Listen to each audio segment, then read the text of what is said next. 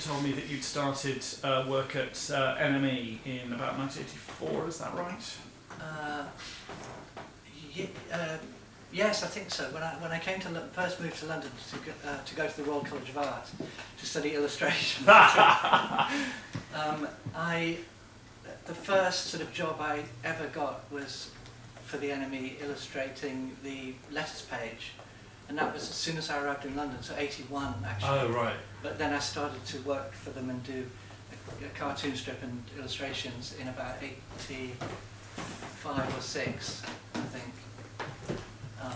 So I will probably have been seeing your work then since about 87 when I was a reader of the NME. Yes, I was in the NME right about then, yes. Yeah. And you said that over the years you've done album covers and poster designs. Well, after I left the Royal College of Art, I got a job with a graphic design company called Assorted Images, who, that was somebody called Malcolm Garrett, who designed all the Buzzcocks sleeves.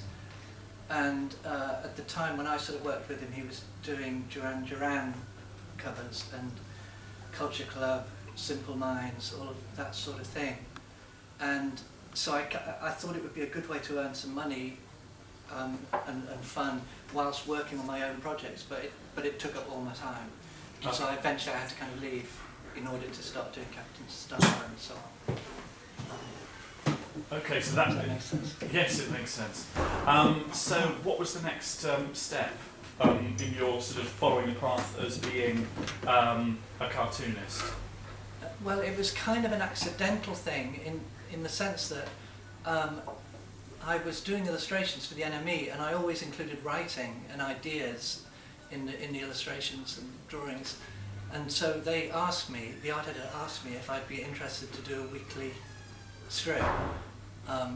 And obviously that was a brilliant opportunity. So I came up with Captain Star, the Captain Star characters, and called the strip Rockets Passing Overhead.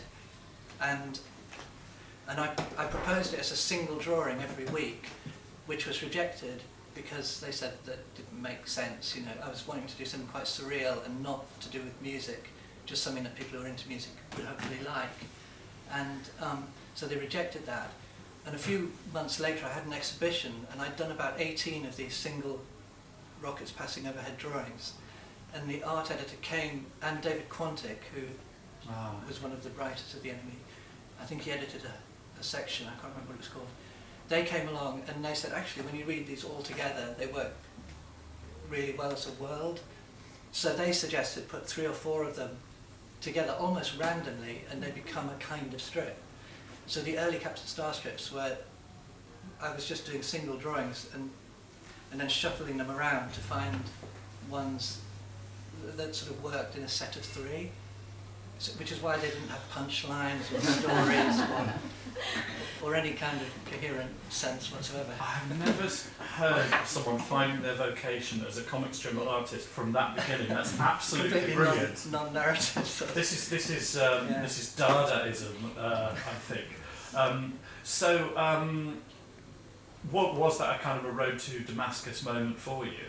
Well, the trouble was yes, it was. I mean, I was a big fan of Edward Gorey, whose little books, some of them are wonderfully disjointed, but somehow they add up into not exactly an A to B narrative, but kind of A to, P to C, to, and it somehow adds up into a world. So that was kind of my inspiration with Captain Star initially, that I didn't have to do an ABC narrative. But the trouble is that once you start to do 3 drawings, then quite quickly, within a year, I was thinking of it like 1, 2, 3, And then, now I still do a strip in The Guardian, the Loomis cartoon strip. And they are much more structured. They have a punchline usually, or at least a conclusive thought or moment. So is this you selling out? Is this you going mainstream? Yes. I mean, having a punchline is what I mean, not working for them.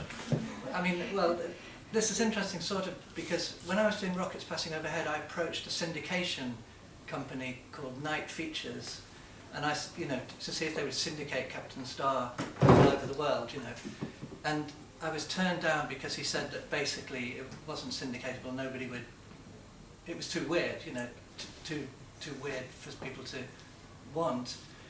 So years and years later, I got an email from Night Features, and I couldn't open it, and it was so I kind of tried to open it with various things, and you know, it was, so I wrote back to Peter Knight and sort of said, you know, dear Peter, I've got this email, I can't open it, can you send it again? And he wrote back saying, wonderful to hear from you, but don't open it, it's a virus that sends emails, you know. And he said, but come in and see me, because I've been watching you doing other work. So I came in and I showed him, I don't know, Loomis and whatever things I've been doing, and Small Birds Singing, and I said, I'm much more commercial now, and he said, no, you're not. No, you're not. And I thought that was, I took that as a compliment. I think we'd all agree that you're not. It's wonderful to hear that something positive has come out of a virus. Yeah. Fantastic. Somehow that seems to be in the spirit of your work, if you don't mind me saying. No, I agree with that.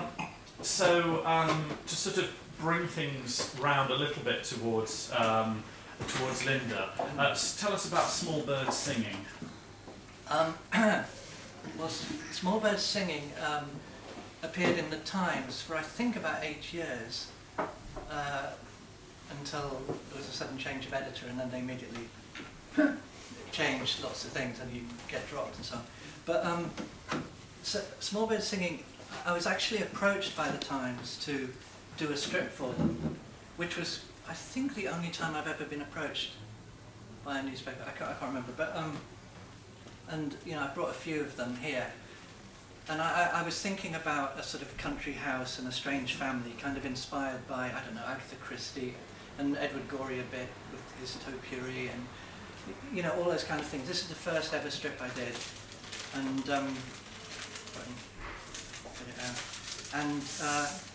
and I wanted to do something a bit like sort of Rupert the Bear, where it had, you know, a drawing and written type underneath. And I had this idea about a cast of characters and a magician who had 6 fingers and could do special tricks. And anyway, they sort of went with it, and it was pretty weird. And slowly the initial characters I thought I was going to do work about kind of faded away, and the characters that Linda uses in her films kind of took over. I can't think what else to say really. But when I mean, Linda always, you had the terms, didn't you? Yeah, I like the strip. So Linda always liked the strip, and when she started making films, asked me if she could use the characters, and I said, yeah, you know, that'd be brilliant. So I watched them become 3-dimensional stop-motion puppets, and it's been great. And you didn't mention earlier that we're cousins. We're actually cousins. Well, no, I was going to do that when I had that up my sleeve. sorry. I've got that, and I'll use that in a bit, and everyone will go, oh, so... I was just going to say that, you know, anyway, yeah. But basically, I gave Linda photocopies of the strips. It's about 400 strips, and so she started from that really. However, this wasn't your first brush with animation, was it? Because another of your strips had an afterlife, didn't it? The Captain Star strip in Yeah. the NME, yes. Well, when I was drawing that strip in the NME, Pete Bishop, who I don't know, I know at least 1 or 2 people know Pete. Anyway, he wrote to me, and he'd just started a company called the Film Garage in Wardour Street, and they'd made a Time Out commercial, and they were making commercials and things. And he wrote to me, care of the NME, and sent me some postcards and said, you know, I love your work. Here's some postcards. Let's meet. So we met and got on. We still share a studio now, you know. And we started animating Captain Star. And eventually, 7 years later, we got the money to make a series, TV series. So that was my What year first. was that went ahead? God, I think 97. I think it aired in the UK on CITV. It's something like 4:15, and well, it probably wasn't CITV then, but 4:15 in the afternoon. Some sort of. It's been most successful in Canada, where they showed it on a cable channel at sort of 8 at night and midnight and in the afternoon, like, you know. So I still get emails from Canada, but it got shown once, I think, in the UK. Just seem criminal. Well, it was, fabulous to get the chance to make that. It was 13, 22-minute episodes or whatever they are. Hang on, 13 22-minute episodes. I think it's 22. Wow, that's I can't fantastic. remember, but yeah. So. I seem to remember seeing it in a tube station once. That was that was before the TV series. That was when Right. Pete and I were making little tests. He would shoot a commercial, and then we would spend half the night shooting a test, on the end of the film, and it would get developed with. In the old days of film, it would get developed along with the commercial things, so it was a way of doing it cheaply. And yeah, there was some experimental television on tube stations. It would have been about, I don't know, 88 or something. And yes, he did say it. That's right. It's not when you dream. Yeah.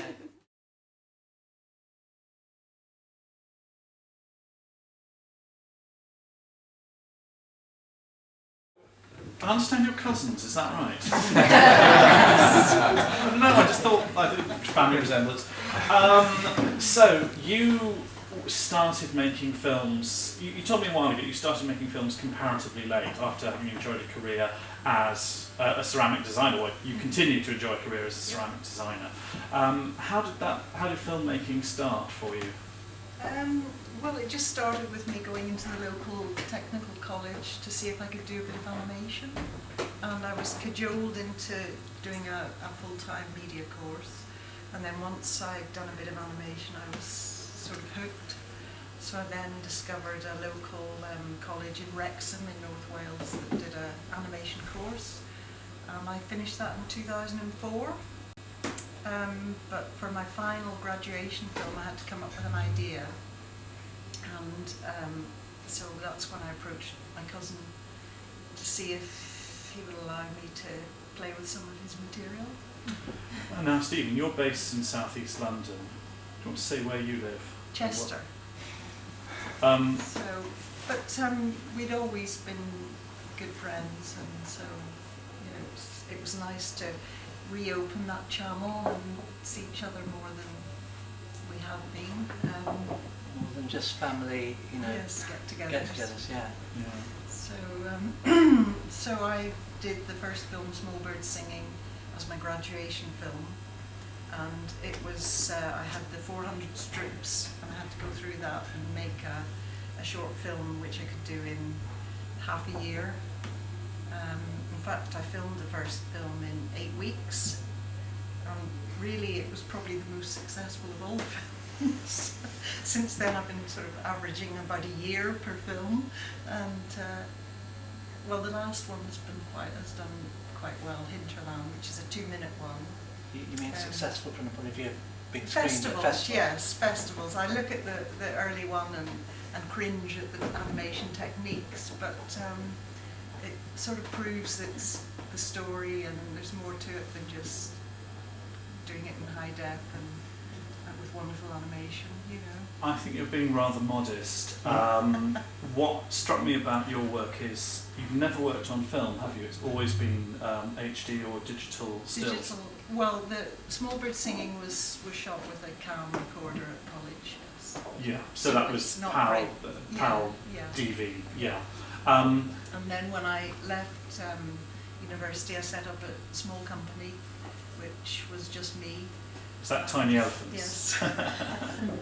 And I was lucky to have a couple of friends that helped me to begin with. But then in this field, you quickly run out of money because you don't get a lot back.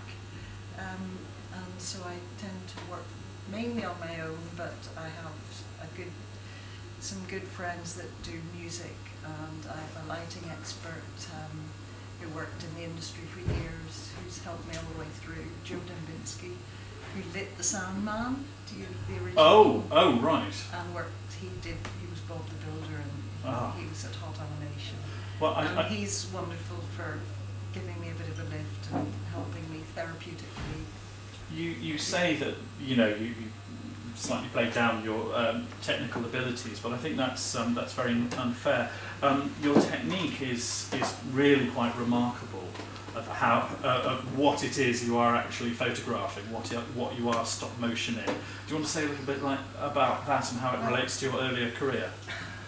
Well, this is Spoundersman, who is actually got a lot of similarities to Captain Star. I think he does look a little bit similar. But because I did ceramics, I tended towards making the heads from ceramic. This happened because I tried all sorts of techniques to make the heads, and then I made a maquette in ceramics just to get the feel of the character, and I could never match that quality with the silicone or the foam latex, so I just made exchangeable heads in ceramic. The hands are now made of silicone, but in the early stages they were foam latex. And when I was setting up my company, I decided to invest some money into some really nice armatures. So I contacted McKinnon and Saunders, and they made 3 armatures, this is when I set up the company. The ones that I filmed Small Bird Singing with were just made of wire. But because the head's quite heavy, it's really quite a ridiculous way to do it, because unless with the wire I had to wait for them to stop springing before I could take a shot. If they bend over, the head falls off and it topples them over, so I need to have good strong magnets. You use you use a very interesting and clever technique for lip sync and facial gestures and so on. Do you want to, which I just really tickled me. Do you want to say a bit about that? I remember people saying, somebody saying at college, well, the problem with all the heads being different is they're going to boil when you film them. But I did some experimenting and found that if they're actually moving as they're talking, then the effect's quite interesting, because it brings it's living tissues, what Joe said it was like. So I like to quote that. It just brings them to life in a way that's quite interesting. So there's always quite a lot of movement. They're a little bit statuesque, but I think it all adds to the quality of the film. Makes it a little bit different. Yeah, absolutely. What really struck me was all the different heads you'd have for this kind of replacement technique. Yes. For the lip sync. Do you have? Well, I have a few varied heads here. I think I have one more Spoundersman head, so then I would have to change the head and then make sure the hair was on at the right place, because if it's slightly out, then it would look ridiculous. But again, sometimes that worked. I make the heads I make one mould, model the head, then make a plaster mould, and then press mould the heads, and then change the lips on each one. And then I put an oxide on. I fire them, biscuit fire them, then put an oxide on, then sponge it off, and then finally fire them, and glaze the eyes. Although originally I didn't put glaze on some of the eyes, but if they've got the glaze on the eyes, it catches the light, and it's a lovely quality. Do you know if anybody else makes the heads from ceramic, or do you think Not to my knowledge. I think that's one of the nice things. Yeah. I think that they'd be mad to try. But and I like to use my skills in throwing to make tiny teapots. It doesn't use much clay and eggs. As a stop motioner, we're all, we love playing with little things. Most of your sets are ceramic and fired as well, aren't they? The furniture. Yes, I like to make. But that's because that's what I know. I've tried making stuff other ways and it just doesn't look right, so I just go back to clay. But it also works great from the point of view of adapting my drawings, because my lines are kind of wonky and wobbly, and the clay is kind of It It's suits perfect. my style, yes. I like to make them quite quickly, and then that, yeah, it suits And it all Steve's style. works together, yeah. So,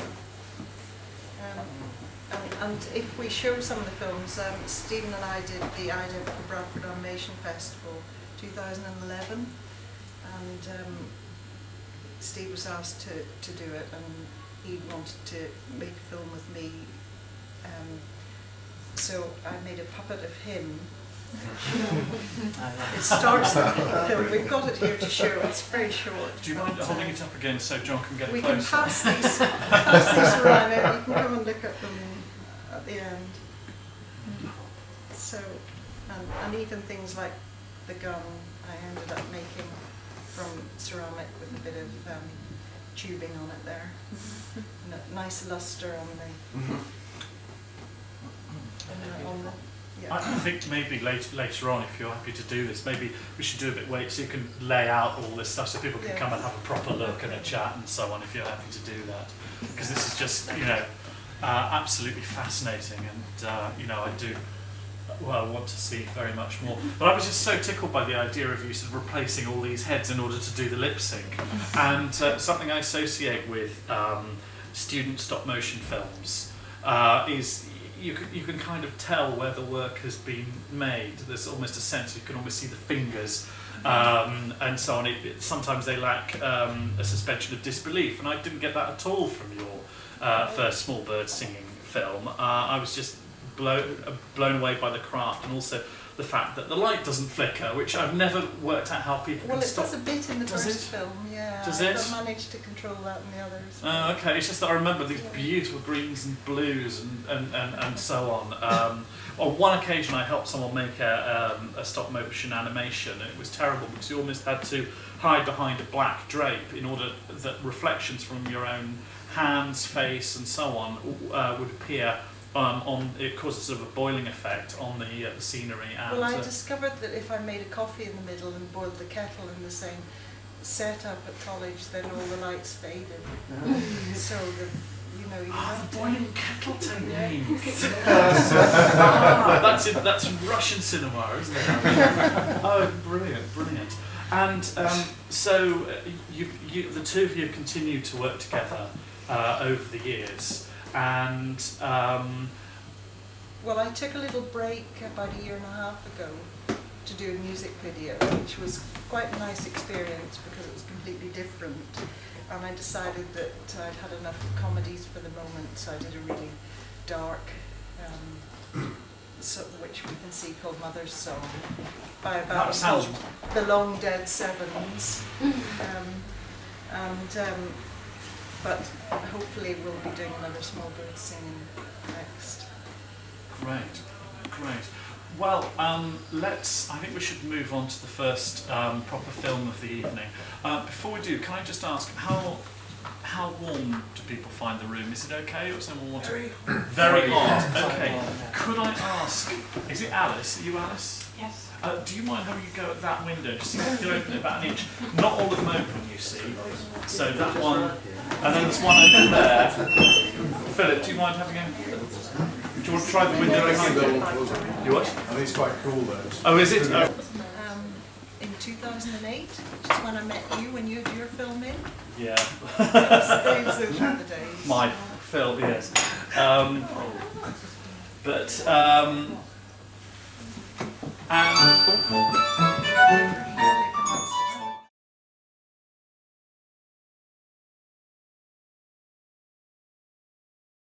working for the Royal Brompton Hospital. I'm the artist that they've appointed to do all the art in the new sleep department that they are building, which is to, cure sleep apnea and study narcolepsy and sleep problems and so on.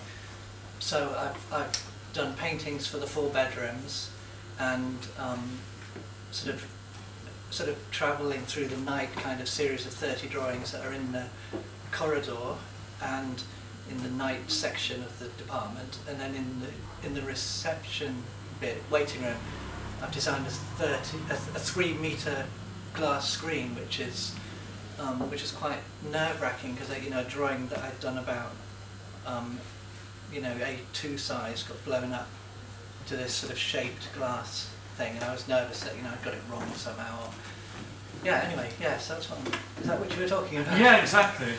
Yeah. I suddenly thought from it, maybe you won't. Yeah, you I'll wouldn't say get what I something meant. different, yeah. Yeah, it's completely different. So that must be very, very exciting. And for viewers, for the audience tonight, I had a quick look online and I noticed that Captain Star's been reprinted a few years ago. Yes, there's a, well, this is this is the original one that was sort of done when I was doing the strip in the NME. So this is from sort of 88, I think, or 87. And somebody in Canada has published a kind of collected Captain Star strips, because it also appeared in the Observer for a short while after the NME dropped the strip.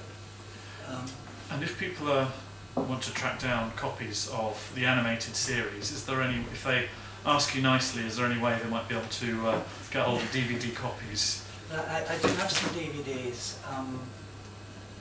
Yes, it's never been available commercially on VHS or DVD or anything. I'm not quite sure. Well, I think it was sort of not successful enough to, you know, be released. And now I think that the rights to that aspect are sort of languishing somewhere in a Canadian. I think the company that part funded it in Canada was bought by another company, and so the Captain Star stuff is sort of, and the company in the UK that part made it was bought by Granada, and you know, everything gets kind of swallowed up eventually. Yes. So I was going to kind of sell DVDs online, but then I realised I'm not actually allowed to do that, you know. So. But if members of London Animation Club were to whisper in your ear later on tonight, you might be able to let them have a DVD for a special price, perhaps. Yes. Yeah. Obviously, we can't publish this because of the rights issue, but thank you very much indeed for that. And the murals, will they be available online anywhere on your website, perhaps? The Royal Brompton Hospital. Yes. I think so. If I get it together to put them on that. Yeah, I mean that's a good idea, because basically once the department is up and running at the beginning of March, it'll be quite hard unless you've got a sleep problem to go and see them, you know. Did they give you lots of guidelines of, like, how do you make sure it's not going to affect your sleep? Show the small birds singing and then yes. go off the scale. Yeah. Or did they just let you do what you wanted? Well, it was a difficult balance, because I mean there's about sort of three things to say about that, because I mean basically they do have to kind of approve them, and in the 30 small drawings there was one drawing in a sort of, because sort of quite a lot of them are kind of abstract, like sleep is sort of abstract, and then there'll be kind of figures appear, and in one of the sort of drawings I'd done a lady running and a man was kind of chasing, and that was vetoed because I wasn't really, I was just kind of making drawings and not really thinking, but I was thinking, you know, you get chased in dreams, or you run, you don't get away, or you know, but because I'd done a woman chased by a man, they felt that was correctly, I'm sure, not appropriate, so that made me realise I had to be quite careful. But we did agree that dreams weren't necessarily just fluffy and nice, so, and also they won't work that you can look at over and over and over, and the trouble with a lot of kind of cartoons strips, if they're sort of a bit sort of joke orientated, once you've kind of got the gag, it's sort of done, finished. So whilst there's a cartooniness to the drawing, to the pictures and the screen, they're also kind of surreal and jumbled, and so that hopefully you can look at them a number of times. So with the screen you can look from both sides, and there's a depth to the glass and so on. So yeah. So they're sort of, when they get close to being cartoons or illustrations, they are cartoons without jokes. They're just sort of surreal and strange, I think. And they've got no words on. Have they got any words? Have they got any bubbles or? Sometimes some of them have got empty bubbles, and the whole thing about so you can kind of so they're sort of sounds, or they're shouting in a dream but no sounds coming out, or whatever people want them to be. Or one of the main things with sleep problems is breathing, and sleep apnea is to do with not breathing properly and oxygen levels dropping, so your brain wakes you up and you wake up loads of times in the night to get enough oxygen again and so on. So I've got sort of speech bubbles that could be breathing. Do you know what I mean? So I've sort of used some of the language of cartoons, but hopefully left it open. And presumably they gave you lots and lots of information to do with the stuff, you know, to do with the conditions and... They did, yes, but in the end, a lot of what I've done is to do with sleep being a strange place, a strange land, and the sort of metaphors about sleep and dreams, because I couldn't just draw about breathing issues or breathing masks. Because they produced leaflets with the textbook stuff, and they actually told me they didn't want people to come in and just see just see medical stuff, you know. So basically I was trying to find a kind of way of doing it that allowed me to sort of be intuitive and make work that can be looked at for a while, you know, and over, but also that's kind of humorous and sort of light, but anyway, yeah. And are they putting your artwork on the wall, or are you putting it directly on there? I mean, are you painting it on most of it is framed, or like the glass screen, something that could be moved, because they said that the department will be there for at least 10 years, but there's possible they might move to a new hospital, or they want to be able to move it. So some of it will be painted directly on the walls, but not very much.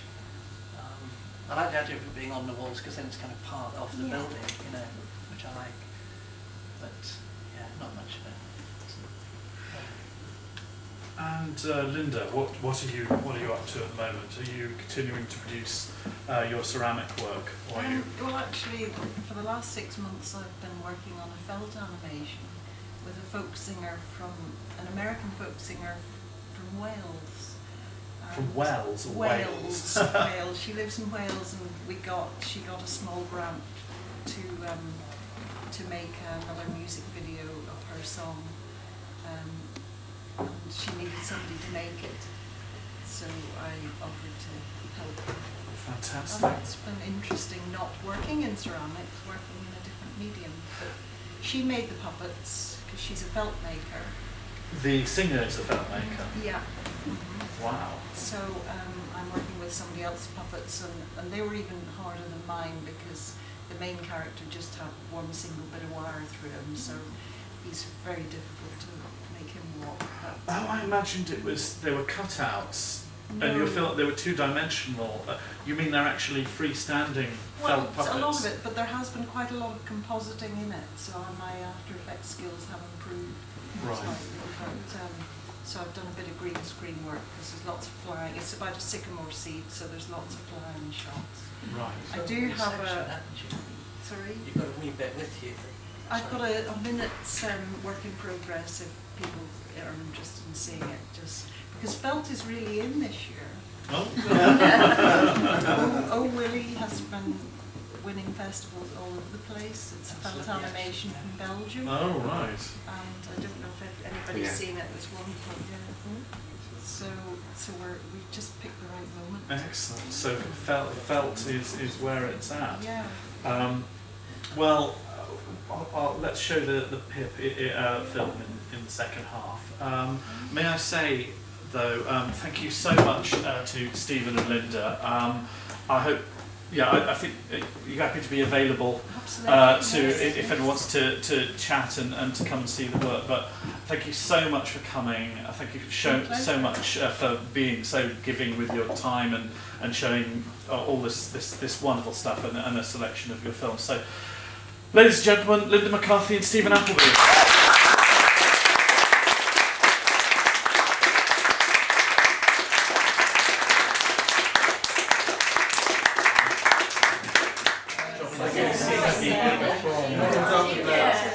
clients or agencies or studios who are used to commissioning and making live action talking heads for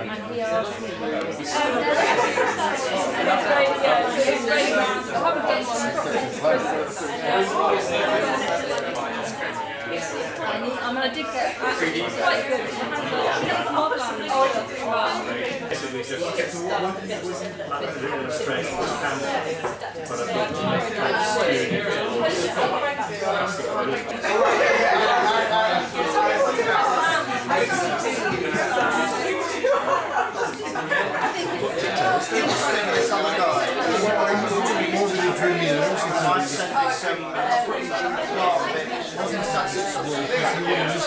Some